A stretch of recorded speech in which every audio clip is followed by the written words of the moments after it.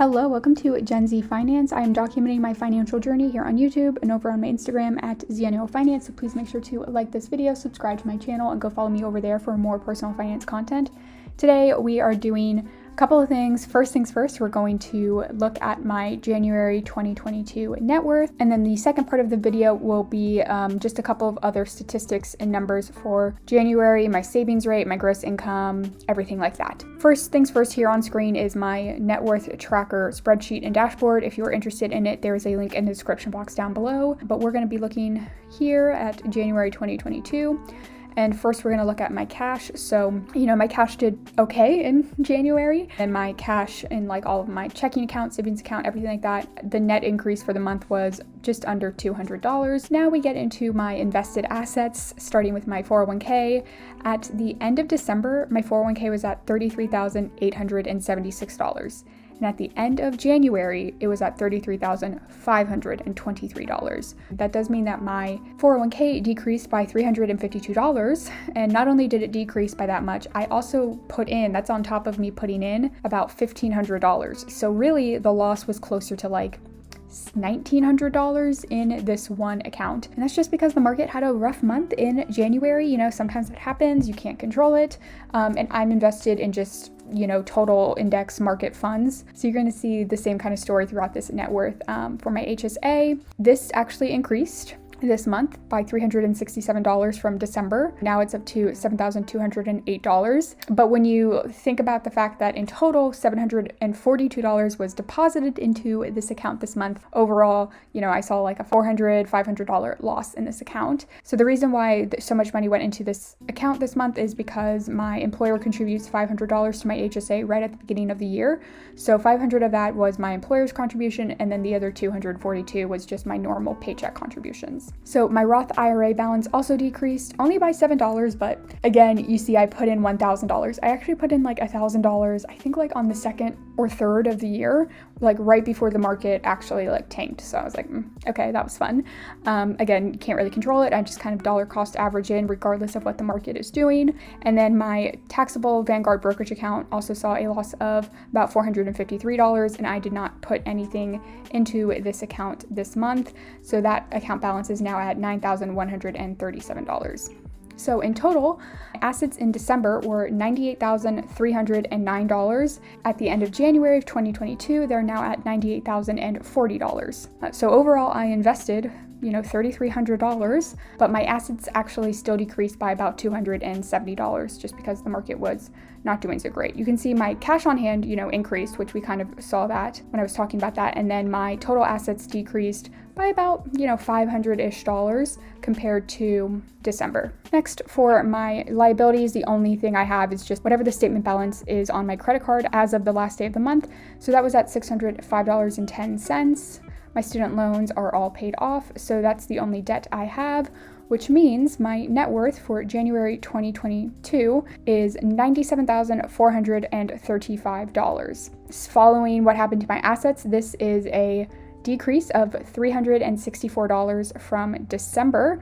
December, we were pretty much at $97,800, and now we're at $97,435. Overall, though, my net worth has still increased by $125,634 from the first time I began tracking my net worth all the way back up here in February of 2019 when I started at just about negative $28,200. But unfortunately, I'm starting off 2022 with a negative year-to-date net worth increase. I'm not too worried about that. I do think, even if the market has a rough year this year, I think overall my net worth will still increase by at least into the positives. I don't know exactly how much, but this was just like one of those rougher months. And just to kind of put this in perspective, if we look back at 2021, my total net worth change in 2021 was just about $55,000. So when you take like the $55,000 that my net worth increased by in 2021 and you subtract the $364 that it decreased by in 2022, it is still up over $54,500. So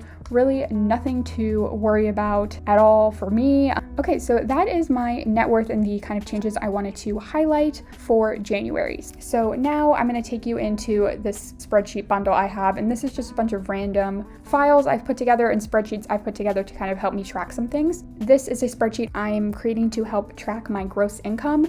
I started to track my gross income in 2021, and I have a rough idea of what it was, but I don't think it was perfect. So I'm hoping that this version of the spreadsheet helps me get a better idea of it. So you can see that my full-time W-2 salary, so this is like my gross income, was $4,753, and that was just like 2 normal paychecks. And then, like I talked about, my employer contributed $500 to my HSA, and so I'm counting that as gross income for the year, even though it's not something that will like directly hit my pay stubs, or I'm not going to be taxed for it. For the terms of this budget and what I'm trying to determine, I'm going to count it $1.58 in bank interest. And then my gross business income for January was $126.09. So that is before payment processing fees. That is before I put anything aside for taxes, business expenses, anything like that. That's just my gross business income. So in total, that was $5,381.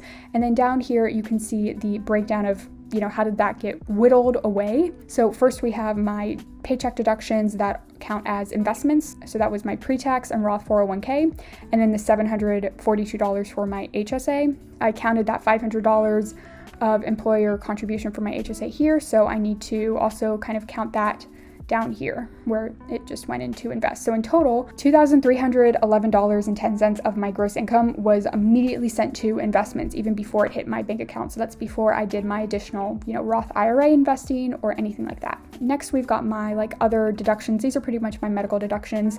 $80 a month for medical insurance and life insurance, vision insurance. And then I'm doing about $11 a paycheck for my FSA, which is a limited purpose FSA that I can use for dental or vision costs. So in total, $104 this month for medical deductions.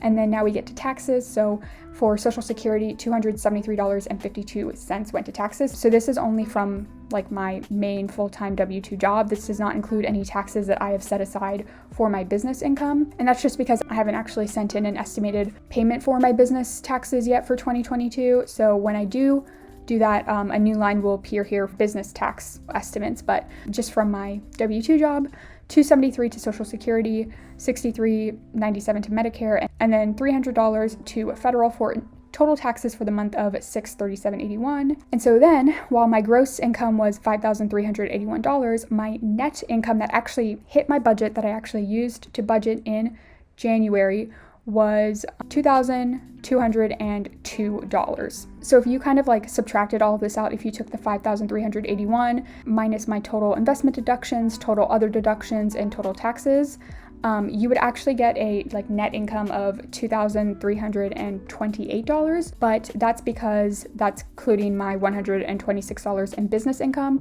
which did not hit my personal net budget. So I hope that makes sense. If it doesn't, I don't know, this is just how it works for my brain. And this is just what I'm going to try to hopefully follow each month. And I'll just have a specific line item for each individual type of income I receive so that I have a better idea and can actually track my gross income, because I do believe my goal for 2022 is to hit a gross income of at least $75,000. So I want to make sure I am accurate in my reporting for that. Okay, so next is my savings rate for January. So in total, between what was invested from my paycheck and then what I did after I got paid, I invested $3,311. In total, my gross income was $5,381, which means that my investing rate for the month was 61.5%, which is way over my goal, which is just 50% of my gross income. The reason I was able to do so much is because this $1,000 that went into my Roth IRA, and a lot of that money was actually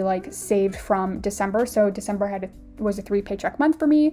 So I used one of those extra paychecks to put more money towards my 2022 Roth IRA. And then I just waited until January 2022 and I could actually contribute to that to invest that money.